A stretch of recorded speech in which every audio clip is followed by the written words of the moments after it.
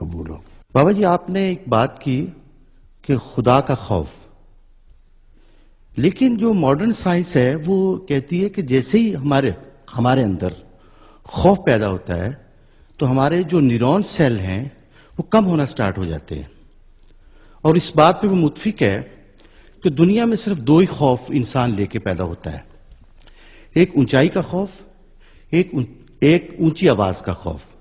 اس کے علاوہ جتنے بھی خوف انسان پیدا کرتا ہے اپنے اندر، وہ سارے کے سارے بیسیکلی انسان کا لرنڈ فینومنا ہے۔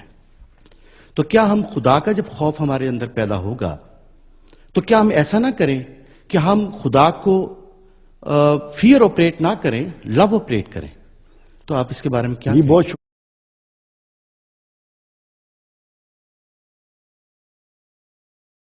آپ کا بہت خوبصورت سوال ہے اور میرا پسندیدہ بھی ہے۔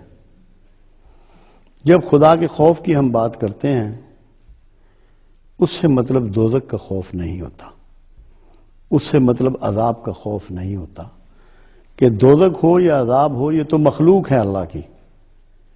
ہم خدا کی جب بات کرتے ہیں تو ہماری مراد خالق سے ہوتی ہے، اور خوف سے مراد یہ ہوتی ہے اللہ کا خوف ایسے ہی ہے جیسے محبوب کے روٹھ جانے کا خوف،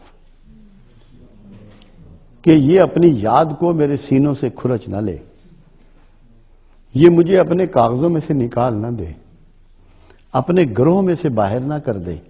اللہ کا خوف یہ نہیں ہے کہ یہ مجھے عذاب کرے گا، وہ تو کہتا ہے ہمیں کیا پڑی ہے کہ تمہیں عذاب کریں، وہ تو محبت والا ہے، وہ تو تعارف ہی رحمان اور رحیم کرواتا ہے۔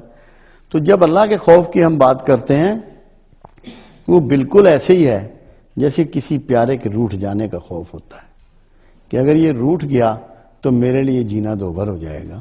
یہاں میرا مطلب اس کے عذاب سے نہیں ہے، کیونکہ میں تو پہلے ہی محبت کے کرنے والے خدا کو مانتا ہوں، اور اللہ سے بڑھ کر ہم سے کوئی پیار نہیں کرتا۔ تو بہت شکریہ آپ نے اس بات کو، خوف کو تھوڑا سا لوگ مس انڈرسٹینڈ کرتے ہیں۔ میرے ذہن میں سزا کا تصور اللہ کے خوف کے ساتھ نہیں ہے، محبت کا تصور ہے، اور جب تک یہ تصور بھرپور نہ ہو آپ کی جو بھی عبادات ہیں وہ اس کے صحیح جو آپ کے دریچے کھلنے چاہیے روح کے اور نفس کے، دل و دماغ کے، وہ نہیں کھلتے۔